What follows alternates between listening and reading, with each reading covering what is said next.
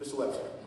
One of the first things that I would look at is the present staffing levels of the Sheriff's Department, looking at their staffing for daytime and also for evening coverage, looking at shift configuration to see if we can at least cover some of the weekend with the available manpower that you have now. If it's possible, we'll do that. If not, then what I would look for is, as Clarence was saying, is grants.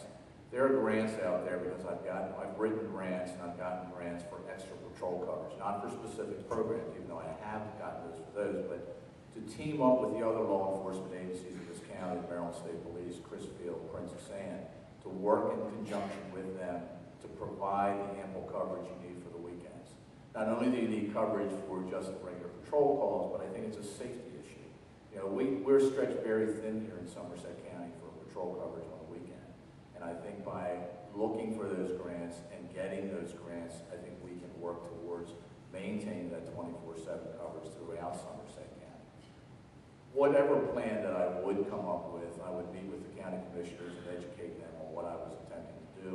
And also, I think you need to bring in the community leaders of all the communities in Somerset County and let them know exactly what we're doing, what the issues are, and solicit their support in going before the county commissioners and helping us to obtain the additional personnel if we would need that to go for a 24/7 coverage. But like I said, I think there is money out there. I've gotten the money in my position as Chief of Police in Salisbury, and I think that we need, and I don't think we have in the past, aggressively gone after that money to provide ample patrol coverage, which is the basic coverage that we need in this county. And I think that's one thing that I would really emphasize when I got out there. Also input from the deputies that are there now. They've been there for a while. You have good people in the Sheriff's Department. And I think sitting down with them and going over a patrol program to see where we can make the effort to cover the weekend, even if it's not for the full weekend, but partial weekend starting off, I think that's very possible in this county. Thank you. Mr. Bell, given the ethnic makeup of Somerset County, how do you plan, what techniques will you use to motivate minorities to become more interested in a career in law enforcement? One of the things that I think we need to do is we need to get into our schools early. At the Talks Technology building, where I know that there's a law enforcement program going on there, I think that we as law enforcement officers in the county should get in there and talk to kids and so on and so forth. But I tell you, since I started running for this office, I personally haven't had a problem with finding African American candidates. One. I've had about 4 people call me, some of them Maryland State Troopers, asking me that if I happen to get the job, they would be interested in becoming a deputy in Somerset County.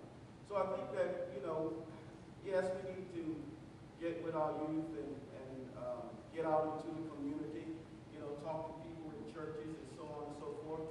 But again, I think as I talked about at one of the other forums, community policing is more than just getting into the county and getting into the community. I think you have to really know the people in your community. And if you know the people in your community, then I just don't see where it would be a big factor of finding minority candidates. I never had that problem as chief of police at UMES or in Crisfield. As a matter of fact, we always had at least a 30% police department that was made up of minorities in Crisfield. And that's important. And one of the reasons it is important is because guys who live in the African American communities, if we were to look at that, they know the people in the African American communities. When it comes time to solve crime, you know, they know where to look. And a good example is an officer by the name of Olin Morgan. He walked into a house one day, he looked up at the ceiling, and he said, "I know who did that." And he knew exactly who it was with me, and he arrested him. So I think that educating our kids about law enforcement and getting into the schools and so on, and promoting law enforcement, I think that would help us to deal with our minority issue. Thank you. Mr. Jones, same question. I don't have any plan other than the advertise for the position when they come open.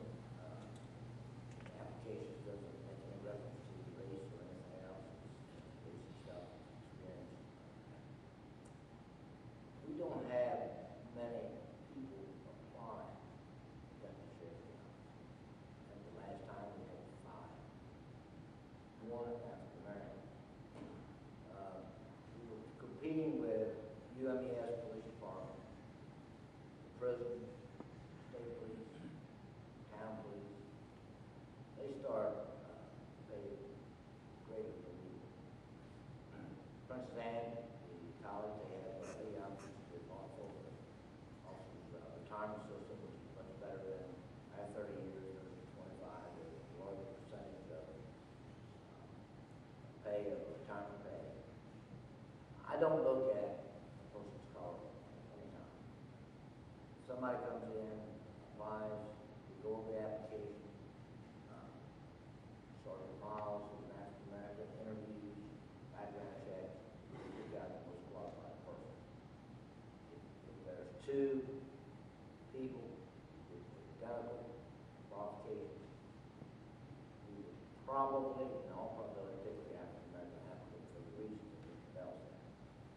They're familiar with the African American communities, and it would be a great asset.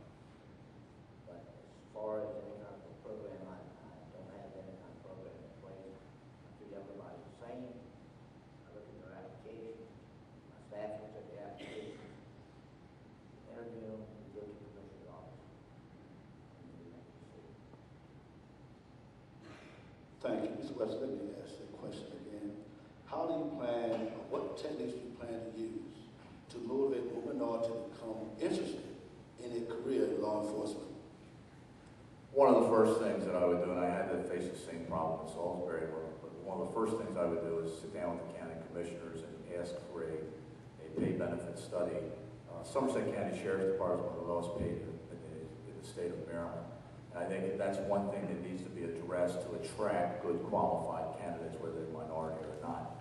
So I think that's one key issue that you need to go forth with the county commissioners. The pay studies are not that expensive, but I think it's one thing that we need to start on and start working on now, to not only to attract qualified candidates, but also to maintain and keep the ones that we have there that are qualified and good working people. The other thing I do with the minority, I think, as Sheriff Jones has stated, he doesn't do the hiring, but I still think it's incumbent upon a sheriff or his deputies or supervisors to get out in the community and seek out good qualified minority candidates. And I'm talking not only in the schools, but also in the churches. The churches are a resource that I don't think we tap as much as that we should, because I think, those are the people that live in this community, those are the people that would like to work in this community, and I think that's one resource we need to go and look for. The colleges are another, job fairs. We did those in Salisbury and attracted military people. Military people getting out of service are another valuable asset in this county that we should look at. They have the military background, they have the military bearing, the professionalism.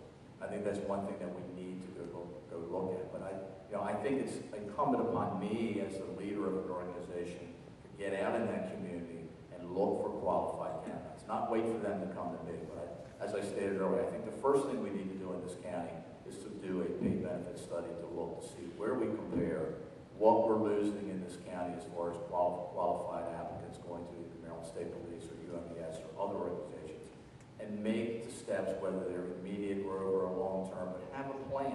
Have a plan of what you're going to do to keep the good people in this county and to attract good qualified candidates to provide the service to the citizens of this county. Thank you. Thank you so much. At this time, we have a closing statement. Mr. Webster, you go first. As I stated, I have 40 years of law enforcement experience. I've been selected for key positions. I know how to manage people. Am I tough to work for? Absolutely, but unfair. And you'll talk to people who have worked for me before or worked with me, and they'll tell you that. I have contacts, I have a good reputation throughout the state. And I want to continue that because that's really where my heart is in law enforcement. Coming back to this county is where my family was originated from. It's been great for me. And I want to give back to this community. I think that you have a good qualified staff in the Sheriff's Department now, and I want to capitalize on that. I want to have it to a point where we're one of the most professional Sheriff's Department in the state of Maryland. And I think I have the qualifications, the experience, the education, and the life experiences because I've managed an $8 million budget while I was chief in Salisbury. I've managed over 300 detectives when I was chief of detectives in Baltimore County.